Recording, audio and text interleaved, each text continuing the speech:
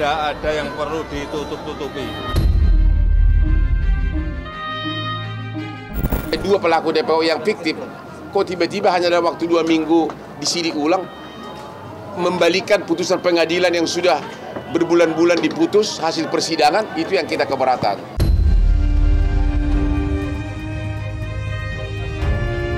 Terkait dengan kasus Vina, Polda Jabar sudah bekerja keras.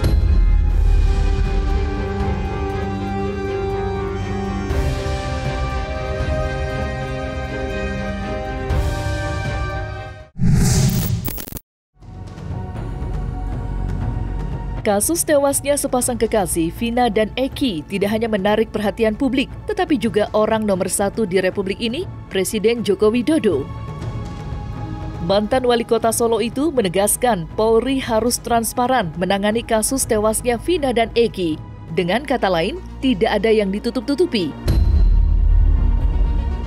Mengingat sebelumnya, sejumlah kalangan meminta Presiden Joko Widodo turun tangan usai aparat kepolisian banjir kritikan dan dianggap tidak profesional dalam mengungkap siapa pelaku utama di balik tewasnya Vina dan kekasihnya Eki. Tanyakan ke Kapolri. Saya sudah menyampaikan agar kasus itu betul-betul dikawal dan transparan, terbuka semuanya. Tidak ada yang perlu ditutup-tutupi. Sampai Bapak Presiden Jokowi juga mendengarkan ini, Menko Polhukam mendengarkan, agar benar-benar kasih perhatian seperti kasus Sambo. Itu makanya kita lakukan ini. Ya, tentu tanggapan keluarga dan kuasa hukum ya sangat senang. Itu kan harapan kami selama ini. Di beberapa media kami selalu ulangi minta untuk Bapak Presiden, Kapolri untuk turun tangan dan melakukan ini, penyidikan ini secara transparan.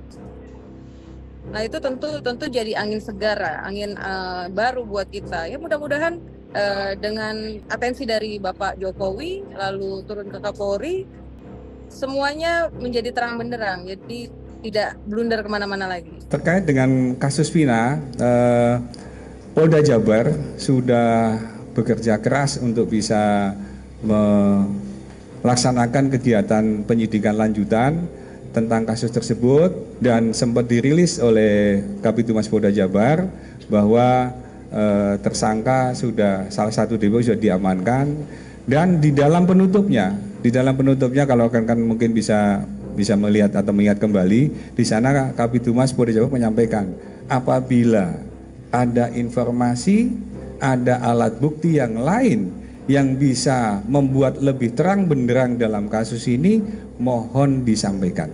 Itu artinya bahwa kita membuka diri apabila memang ada informasi dan alat bukti lain yang bisa diberikan kepada kepolisian sebagai informasi tambahan untuk mengungkap kasus ini. Itu jelas ya, sudah saya ulang-ulang berkali-kali, memang masalah 2 DPO yang hilang itu masih kita belum bisa terima. Ya, masih belum kita terima karena kami berdasarkan ingkrah putusan yang menyatakan itu jelas loh, dari BAP sampai fakta persidangan sampai dengan putusan. Bahkan kami dapat salinan putusannya itu jelas mengatakan bahwa ada 3 DPO, peranannya masing-masing ada. Lalu kalau misalnya tiba-tiba sekarang dibilang itu hilang, apakah itu semua khayalan pada saat fakta persidangan? Kan itu yang lucu gitu. Itu kan putusan itu kan sudah menjadi produk hukum yang sah, ya kan? Lalu kalau misalnya tiba-tiba sekarang dinyatakan itu fiktif, siapa yang akan bertanggung jawab? Kita juga sangat berterima kasih karena saat ini juga banyak sekali para pengamat, para ahli hukum, para narasumber yang sudah membahas masalah kasus Vina ini dengan luar biasa. Tentu saja ini menjadi penyemangat bagi Polri bahwa dalam menyidik kasus Vina ini Polri nggak sendiri. Polri didukung oleh banyak pihak, Polri diperhatikan oleh banyak pihak untuk bisa kasus ini bisa menjadi lebih terang benderang lagi. Maka dari itu, kalau memang ada alat bukti, keterangan-keterangan yang lainnya ataupun informasi yang bisa mengungkap lebih terang benderang kasus ini, kami sangat menunggu dan sangat berterima kasih untuk bisa mengungkap kasus ini.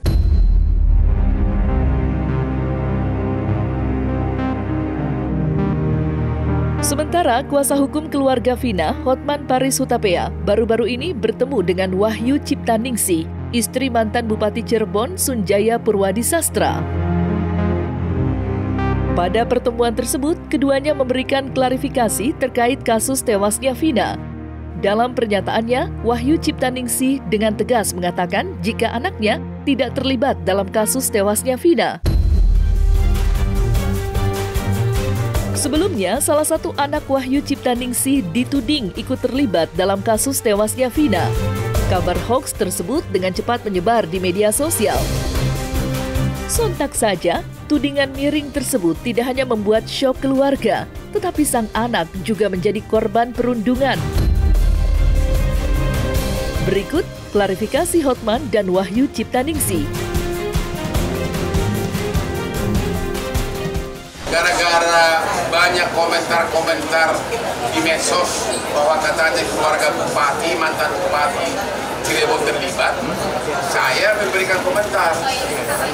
Paling gampang untuk mengetahui apakah itu keluarga DPO, saya katakan cari jejak digitalnya, karena itu dalam sejarah kriminal di dunia, apalagi di Indonesia, pelaku DPO selalu kembali atau menghubungi keluarganya. Makanya waktu itu saya mengatakan, kalau memang ada kecurigaan terhadap keluarga mantan bupati, periksa dia punya medsosnya. Jadi memang situasinya membuat nyaman, kita kena sanksi sosial juga. Namanya sama. Lingkungan tidak nyaman. Jadi memang yang nama bullying ini tidak secara fisik, tapi di media sosial juga ini sangat berdampak. Yang saya khawatirkan karena ini memang semuanya fokus kepada Vina, bersimpati kepada Vina, yang saya takut orang karena berlebihan, takut terjadi yang tidak kepada anak saya. Yang mudah-mudahan dengan klarifikasi dengan Bang Hotman, dengan para pengacara juga di sini, ini menjadi terang benderang, dan yang saya inginkan juga dari keluarga Vina juga supaya mendapatkan keadilan. Karena memang dari nama ya, cuma hanya saja memang ada kemiripan nama ya, tapi sesungguhnya anak saya juga dipanggilnya Rama bukan Gani ya. Itu pun juga Satria Robi Saputra ini ya dipanggilnya Satria bukan Robi. Ya lebih terang benderang ya, kalau kemarin memang ada statement Bang Hotman ini, jadi tambah ini lagi ya, omongan daripada para netizen ya, seperti itu. Jadi seolah-olah ini ada opini penggiringan ke keluarga saya gitu. Tapi pada hari ini Bang Hotman berikan statement, saya rasa mungkin ini bisa menjadi pembuka untuk para netizen juga bisa memberikan komen-komen yang positif untuk keluarga saya. Ini jadi salah satu juga salah satu pembuka juga ya, yang tadinya Satria ini menjadi disangkakan atau dituduhkan menjadi perong ya, ternyata kan setelah ada di News TV sudah ada yang disangkakan ini, oh ternyata Ibu Ayu bukan anaknya Ibu Ayu, seperti itu. Jadi agak lega lah ya, seperti itu. Jadi kan yang tadi saya takutkan terjadi hal-hal yang tidak diinginkan. Awalnya Vina juga ini kan terkait dengan bullying gitu loh. Dan ini yang sekarang ini yang kejadian menimpa kepada anak saya gitu loh. Mudah-mudahan ini tidak terjadi kepada anak saya.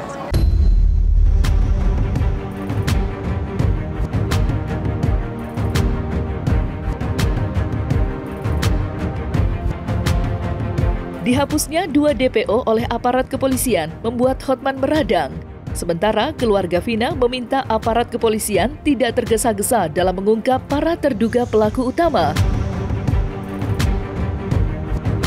Mengingat belum lama ini ditangkapnya Peggy Setiawan alias Egy Perong yang diduga pelaku utama dalam kasus tewasnya Vina, tidak begitu saja dipercaya sejumlah kalangan. Bahkan tidak sedikit yang menaruh curiga jika pelaku yang sudah 8 tahun buron merupakan anak orang kuat. Lantas, seperti apa tanggapan Hotman Paris?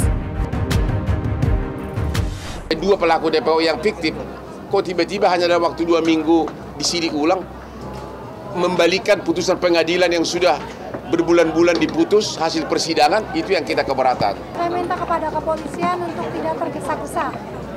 Untuk tidak? Untuk jangan terburu-buru gitu mengambil kesimpulan. Ketika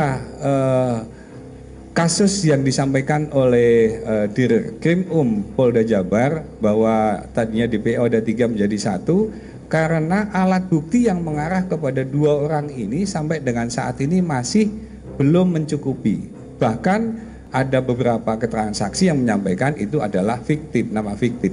Nah, oleh karena itu masih didalamin, masih dikerjakan. Apabila memang ada keterangan, informasi, tambahan alat bukti, tambahan saksi ataupun yang lainnya untuk membuat terang benderang tindak pidana ini, tentu saja kepolisian akan sangat berterima kasih. Kalau untuk masalah PS, lalu kemarin kan Bapak sudah sampaikan bahwa kami menerima informasi terbaru bahwa yang mengakui bahwa itu PS itu hanya 1 terpidana, yang lainnya tidak mengakui gitu loh. Nah, itu kembali lagi ke kepercayaan masyarakat ya, maksudnya harusnya kepolisian menyelidiki lebih dalam lagi, terhadap tuduhan bahwa DPO fiktif. Inilah BAP dari 7 pelaku. Di sini diuraikan secara jelas peranan dari 3 pelaku DPO. Bahkan jenis motornya pun ada, cara pun ada, cara pun ada di sini diuraikan. Ya. Dan kemudian ini dikuatkan lagi dalam surat tuntutan jaksa, surat dakwaan jaksa, fakta persidangan, bahkan dalam putusan hakim di amar putusan menyebutkan bahwa ada 3 pelaku DPO.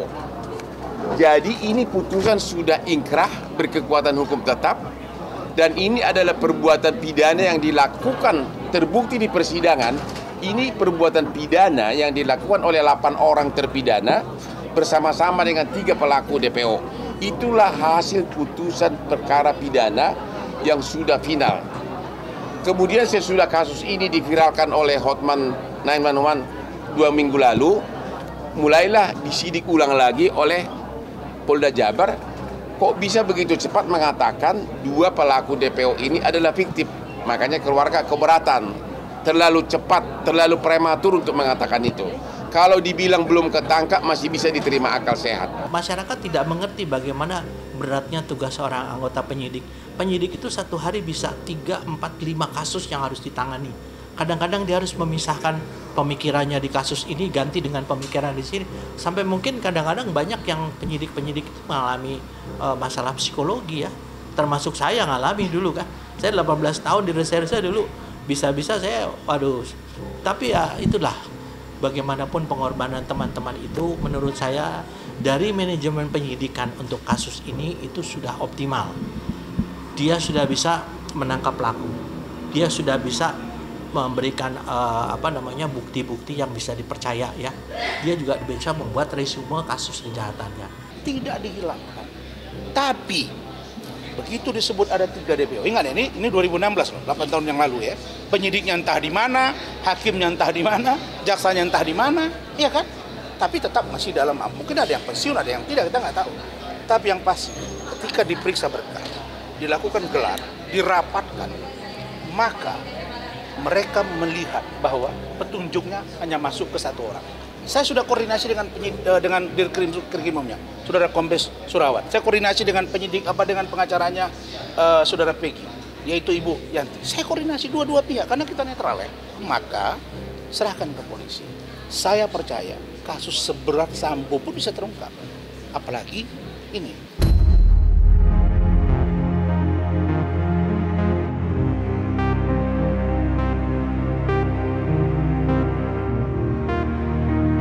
Nah, selesai sudah Cumi Lovers, saksikan terus Cumi Game In-Depth, kabar lengkap, mendalam, dan akurat dari narasumber terpercaya. Dan jangan lupa untuk like, subscribe, dan juga share channel YouTube Cumi Cumi.